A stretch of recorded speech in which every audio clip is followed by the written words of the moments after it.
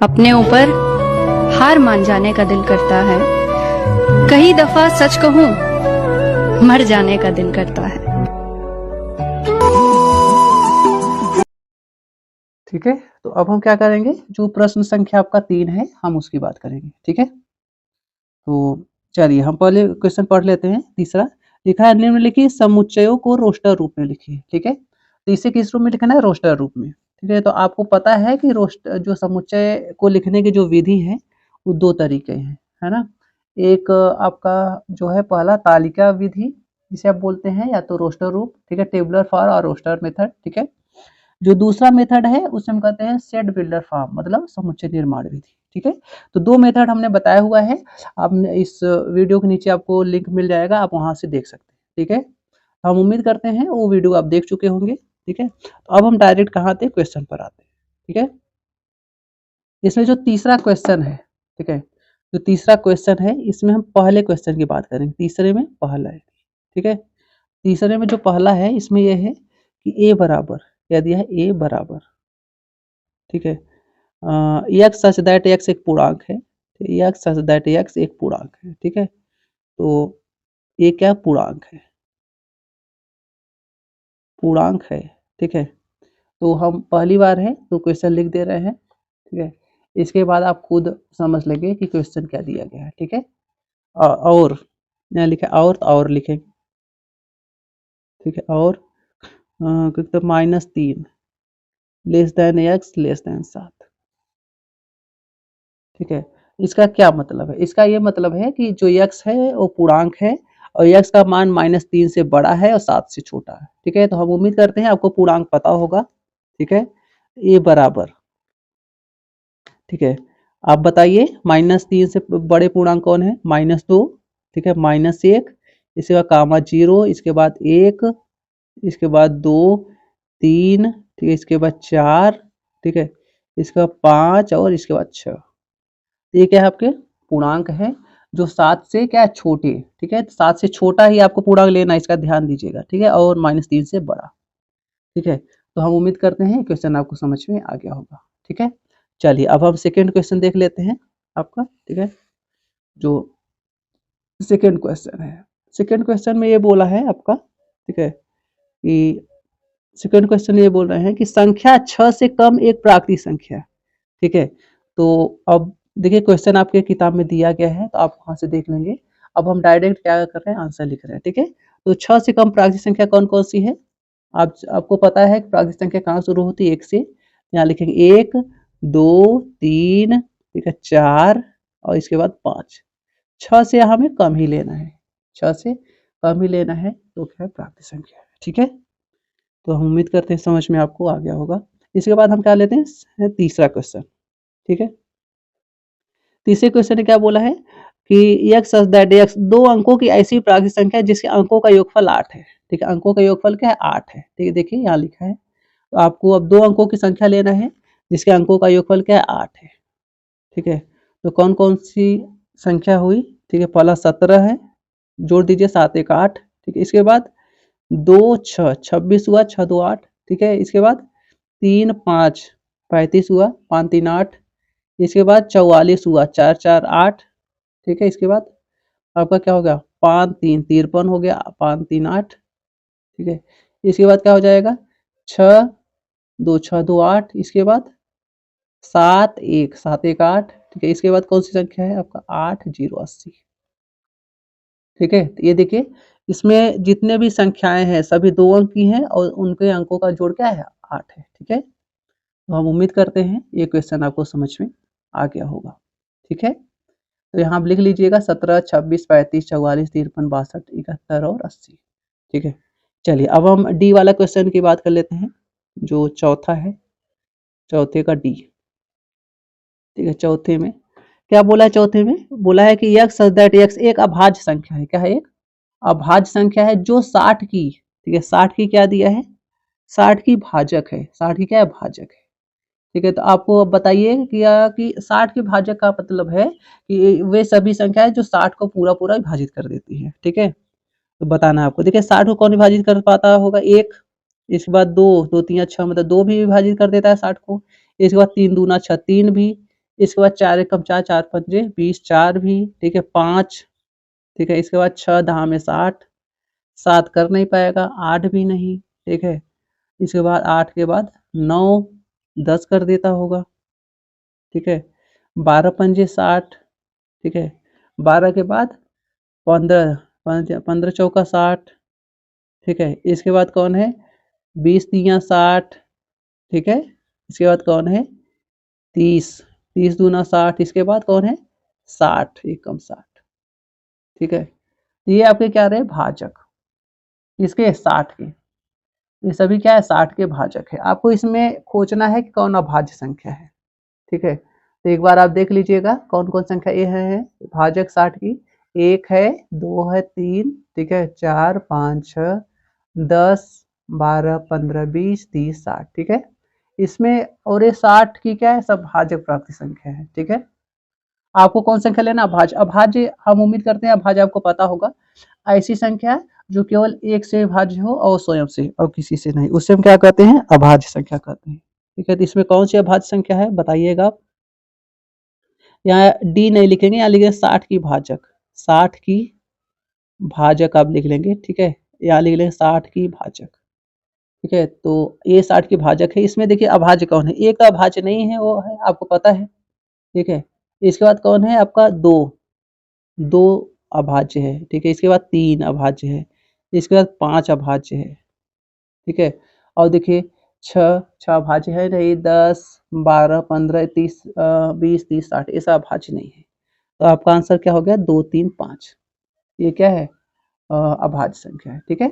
चलिए अब हम नेक्स्ट देख लेते हैं आपका, ठीक है, पांचवें में क्या बोला है कि जो ट्रिग्नोमेट्री है, क्या है ट्रिग्नोमेट्री, इसके शब्द के सभी अक्षरों का समुच्चय है, तो ट्रिग्नोमेट्री में जो शब्द है उनके अक्षर है ना लिखना है आपको, यहाँ ई लिख लेना, क्या लिखा ई, ठीक है, तो देखिए कौन कौन सा अक्षर है, टी है तो हम टी लिख लेंगे, ठीक है, इसके बाद आर है तो आर लिख लेंगे, ठीक है, इसके बाद आई है तो आई लिख लेंगे, ठीक है, इसके बाद कौन है जी है, एक बात ध्यान देना आपको कोई अक्षर दोबारा नहीं लिखना है, इसके बाद ओ है, यन है, ठीक है, ओ हम लिख ही चुके हैं एक बार, देखिए ओ, इसके बाद यम है तो यम लिख लेंगे हम, इसके बाद कौन है यम के बाद ई, ई हमने नहीं लिखी, ई लिख लिया हमने, टी टी लिख चुके हैं, आर भी लिख चुके हैं, वाई वाई नहीं लिखा है तो वाई लिख लेंगे,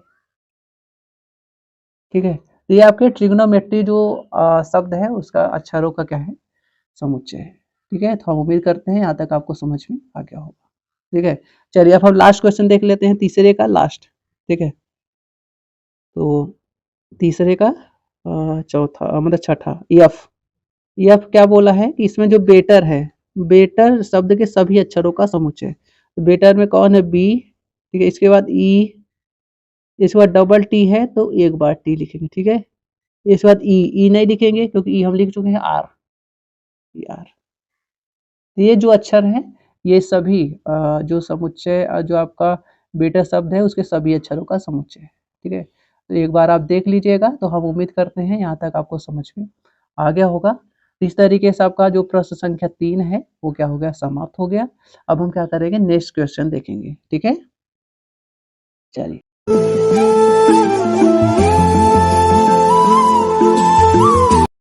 ठीक है, तो हम उम्मीद करते हैं कि प्रश्न संख्या 3 तक आपको समझ में आ गया होगा।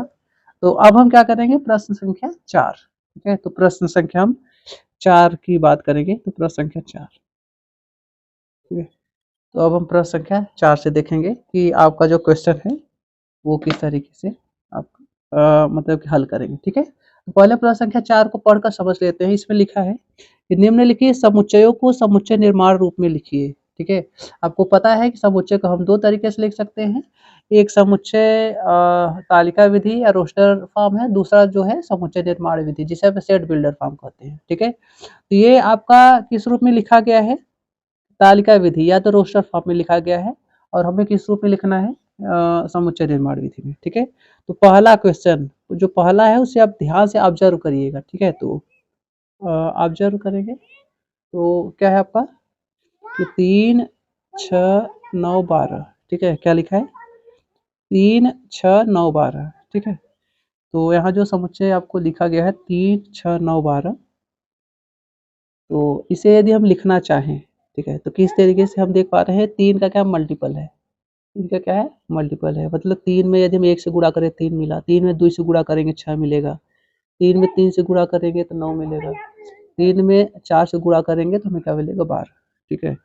तो ये आपका क्या है कि 3 का मल्टीपल है, तो यहाँ लिखेंगे या ऐसा पहले साइन बनाएंगे, इसके बाद क्या लिखेंगे कि यक्स, पता है आपको समुच्चय निर्माण में यक्स लिखते हैं, सच दैट यक्स बराबर 3n, बराबर 3n, ठीक है, तो बराबर क्या लिखेंगे 3n, ऐसा लिखेंगे। यन क्या है देखिए आप, एक में गुणा मतलब 3 में 1 से गुणा किया तो 3, 2 से गुणा किया तो 6, 3 में 3 से गुणा करेंगे 9, 3 में 4 से गुणा करेंगे तो 12, इस तरीके से मिला। जबकि यहाँ लिखेंगे जबकि, जबकि, ठीक है, क्या हो जाएगा, जो यन है वो 1 से बड़ा या 1 के बराबर और 4 से छोटा या 4 के बराबर, इस तरीके से, ठीक है। तो ये क्या आपका कौन सी विधि है, समुच्चय निर्माण विधि, ठीक है। तो जो भी समुच्चय लिखे गए होंगे उसे आप ऑब्जर्व करेंगे, ध्यान से देखेंगे और तब आपको समझ में आएगा, ठीक है। अब देखो दूसरा, आप ये बात करें तो चौथे का जो दूसरा 2 4 8 16 12 सॉरी 32, तो आप ध्यान से देखिए, 2 की घात 1 2 ही आएगा, 2 की घात 2 ही करेंगे, 2 दूना 4, 2 घात 3 करेंगे, 2 दूना 4 दूना 8 हो जाएगा, 2 की घात 4 करेंगे 16 मिल जाएगा, 2 की घात 5 करेंगे 32, ठीक है, मतलब ये 2 की घात यन के रूप का है, ठीक है।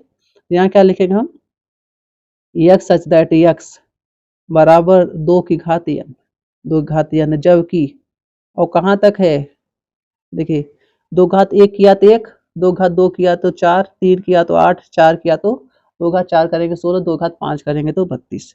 ये जो n है, ठीक है, क्या है 1 से बड़ा या बराबर और 5 से छोटा या बराबर, ठीक है, तो ये आपका मिला, ठीक है।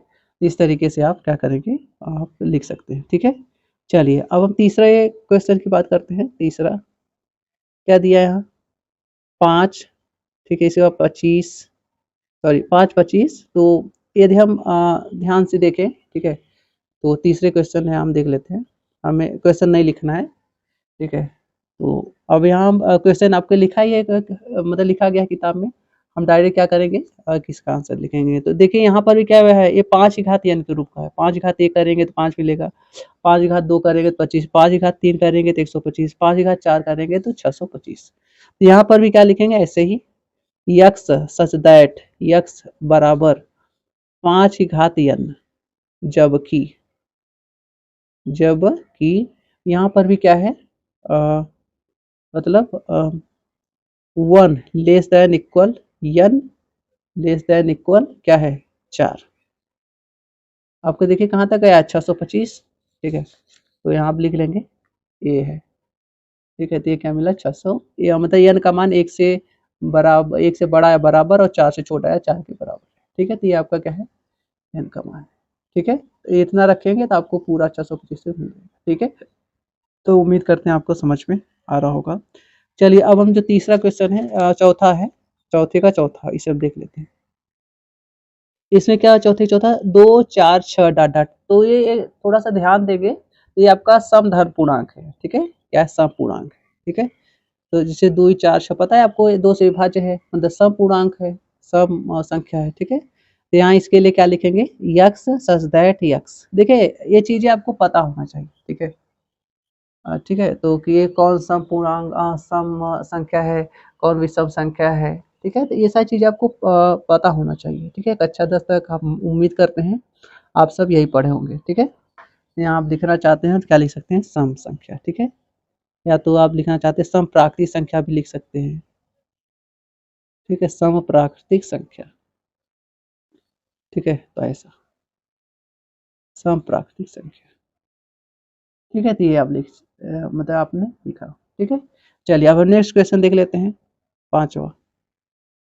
पांचवा क्या बोला है कि 1 4 9 डाटा 100 तक, ठीक है। तो यहाँ क्या लिखा है, देखिए 1 का स्क्वायर करेंगे तो 1, 2 का स्क्वायर करेंगे 4, 3 का स्क्वायर करेंगे तो 9 डाट डाट, ऐसे 100 जो है वो किसका स्क्वायर है, 10 का स्क्वायर करेंगे तो हमें 100 मिलेगा, ठीक है।